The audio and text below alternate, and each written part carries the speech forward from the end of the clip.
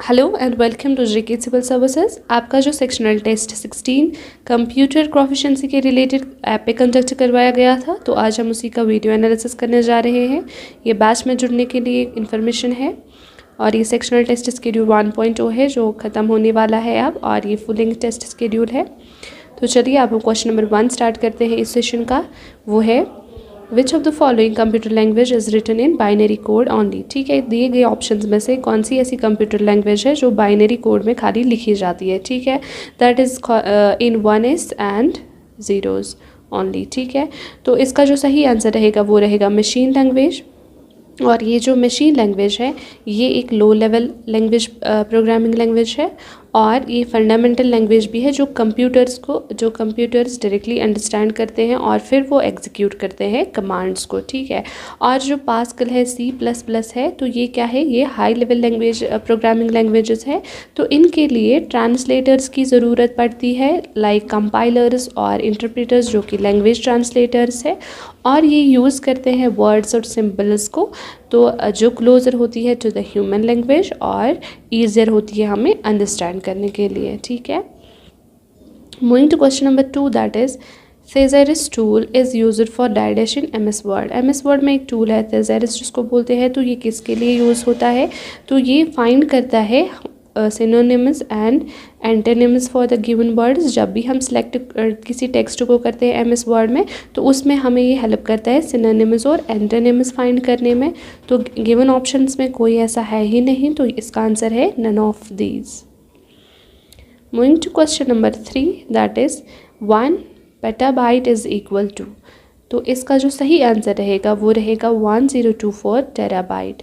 हम यहाँ से देख लेते हैं, फॉर एग्जांपल 1 MB जो है वो किसके बराबर होता है, 1024 KB, और 1 GB किसके बराबर होता है, 1024 MB, और 1 TB किसके बराबर होता है, 1024 GB, और 1 PB पेटाबाइट किसके बराबर होता है, 1024 TB। तो यही क्वेश्चन में भी पूछा गया था। और 1 एक्साबाइट किसके बराबर होता है, 1024 TB। और साथ साथ में आप ये भी याद रख लीजिए कि जो हाईएस्ट मेमोरी मेजरमेंट यूनिट है वो है जॉब byte. Moving to question number 4 now, that is which of the following statements are true about the control unit of the CPU। तो पहला जो ऑप्शन है वो है it executes arithmetic and logic operations. ठीक है, तो ये वाला ऑप्शन बिल्कुल गलत है, क्योंकि कंट्रोल यूनिट का काम ये नहीं है, ये किसका है, ALU का, that is arithmetic and logical unit, उसका फंक्शन है ये। दूसरा है it manages the execution of instructions in the CPU। तो ये वाला ऑप्शन सही है, क्योंकि जो कोर फंक्शन है कंट्रोल यूनिट की वो यही है कि वो डायरेक्ट करता है फ्लो ऑफ इंस्ट्रक्शंस को और डेटा को विद इन द CPU। तो ये वाला ऑप्शन सही है। Third is it is responsible for फैचिंग instructions from the memory. तो ये वाला ऑप्शन भी सही है। ठीक है, तो कंट्रोल यूनिट जो होता है वही फैच करता है इंस्ट्रक्शंस को फ्रॉम द मेमोरी, फिर उसके बाद उनको वो एग्जीक्यूट करता है। तो ट्रू का पूछा गया है, तो इसका जो सही आंसर रहेगा वो रहेगा ओनली B एंड C।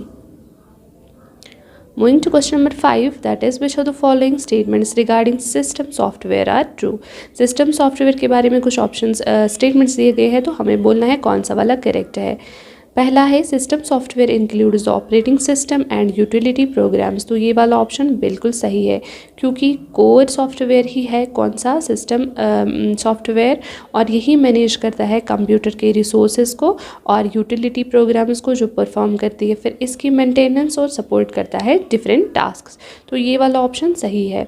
दूसरा है system software directly interacts with the hardware components. तो ये वाला ऑप्शन भी सही है, क्योंकि जो सिस्टम सॉफ्टवेयर है वो एक्ट करता है as an interface between hardware and software applications. ठीक है, तो जो थर्ड ऑप्शन है वो क्या है, system software is always application specific. तो ये वाला ऑप्शन गलत है। ठीक है, क्योंकि जो सिस्टम सॉफ्टवेयर है इसको डिज़ाइन किया गया है किसके लिए, जनरल पर्पस के लिए। ठीक है, तो ये सपोर्ट करता है बहुत सारी एप्लीकेशंस को, और जो एप्लीकेशन सॉफ्टवेयर होता है वो एप्लीकेशन स्पेसिफिक होता है, ना कि सिस्टम सॉफ्टवेयर। तो इसके अकॉर्डिंग ये वाला ऑप्शन गलत होता है। तो only A and B are true.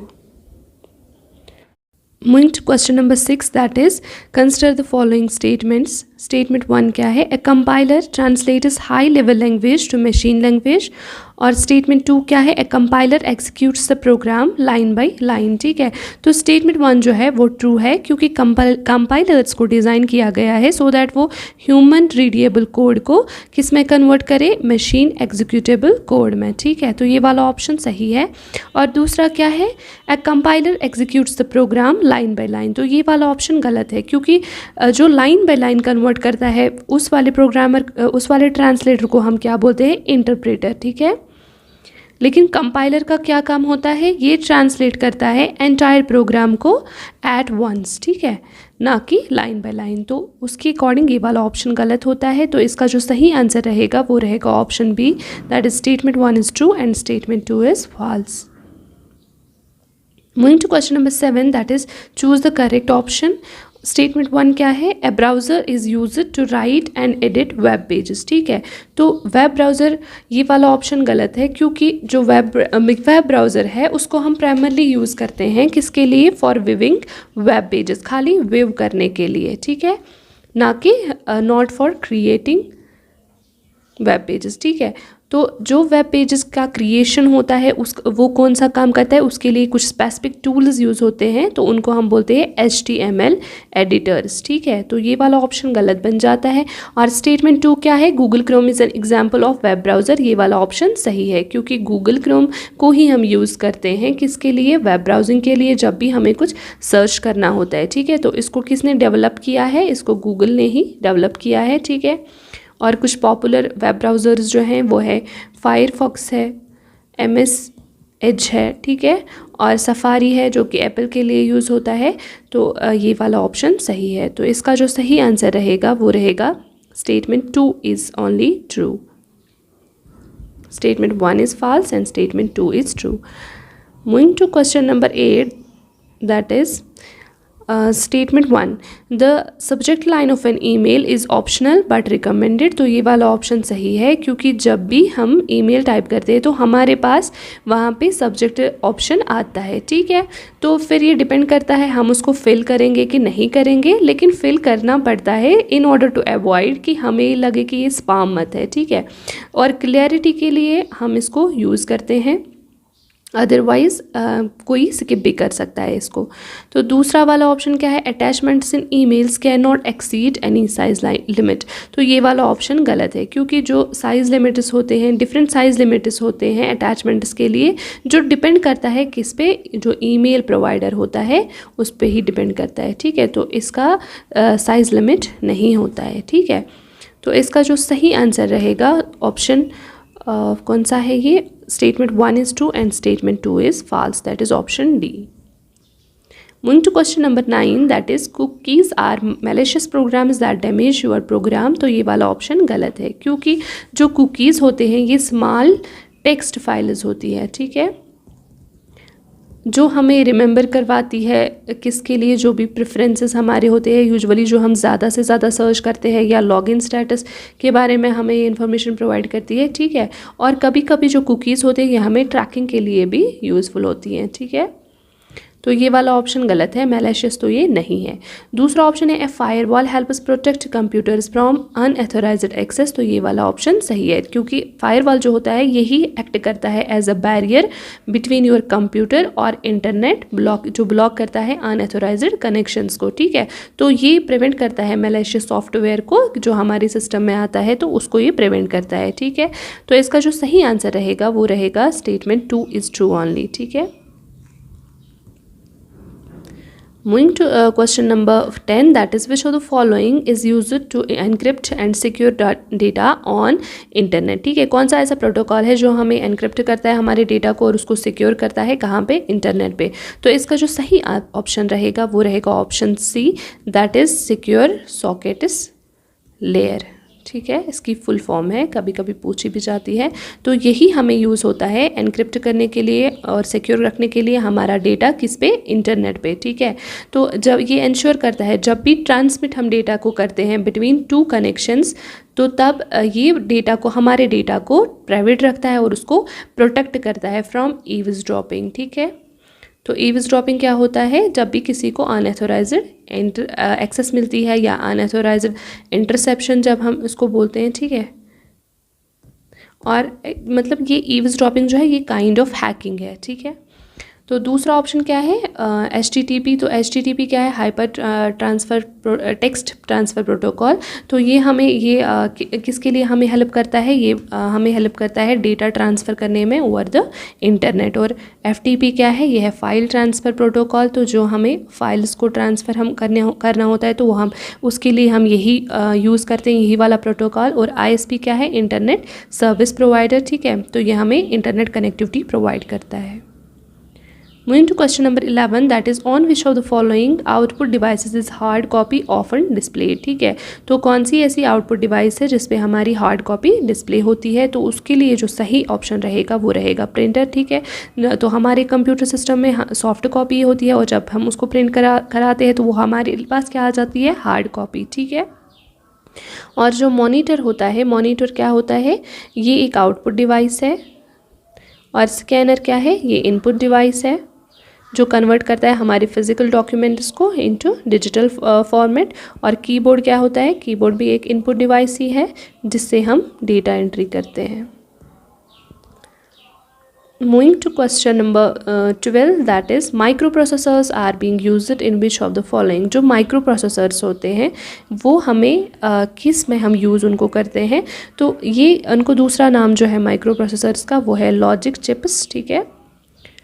तो इसमें सारे फंक्शंस होते हैं जो CPU के फंक्शंस होते हैं, like arithmetic and logical operations, तो वो कैरी करते हैं माइक्रो प्रोसेसर्स भी, ठीक है। तो ये मॉडेम में भी होते हैं, रिमोट कंट्रोलर्स में भी होते हैं, टेलीफोन सेट्स में भी होते हैं। तो इसका जो सही ऑप्शन रहेगा वो रहेगा all of these. Moving to question number 13, that is the first instructor of bootstrap loader program of an operating system is stored in। जो पहला इंस्ट्रक्टर है किसका, bootstrap लोडर प्रोग्राम का। तो ये bootstrap लोडर प्रोग्राम क्या है, जब भी हम कंप्यूटर सिस्टम को ऑन करते हैं तो हमारा जो ऑपरेटिंग सिस्टम होता है उसको ये ऑन करता है, ठीक है। तो ये स्टार्ट करता है हमारे ऑपरेटिंग सिस्टम को, तो इस वजह से इसको क्या बोलते हैं हम, बूटस्ट्रैप लोडर प्रोग्राम, ठीक है। तो ये एक इसका किस में स्टोर रहता है, ये रहता है बायोस में, that is basic input output system में। और ये क्या है, ये एक फर्मवेयर है, ठीक है, उसी में ये स्टोर रहता है। रैम क्या है, और ये याद रख लीजिए ये नॉन वोलेटाइल भी है लाइक दैट ऑफ रोम। और जो रैम है ये वोलेटाइल मेमोरी है। हार्ड डिस्क क्या है, सेकेंडरी स्टोरेज डिवाइस है, ठीक है। Moving to question number 14, that is Macintosh and operating system is an product of. तो ये मैकिंटोश इसका दूसरा नाम है मैक ऑपरेटिंग सिस्टम भी। तो ये किसका प्रोडक्ट है, ये एप्पल का प्रोडक्ट है, ठीक है। एप्पल इंक जिसको हम बोलते हैं उसी का प्रोडक्ट है। तो इसको इंट्रोड्यूस किया गया था एज ओरिजिनल मैकिंटोश कंप्यूटर कब, ऑन Jan 24, 1984, ठीक है। तो लास्ट क्वेश्चन पे चलते हैं, वो है which of the following are characteristics of laptop. Laptop के कौन से कैरेक्टरिस्टिक्स हैं, पहला है क्लैम शेल डिज़ाइन, तो ये वाला ऑप्शन बिल्कुल सही है, ठीक है।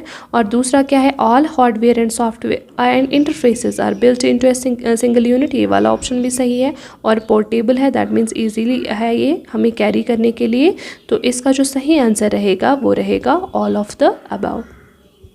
अगर किसी को PDF चाहिए अलॉन्ग विद आंसर्स तो हमारी ऐप को डाउनलोड कर सकता है वो, और वहाँ से इसको भी डाउनलोड कर सकता है फिर। तो ये इस सेशन का लास्ट क्वेश्चन था। Thank you, have a nice day.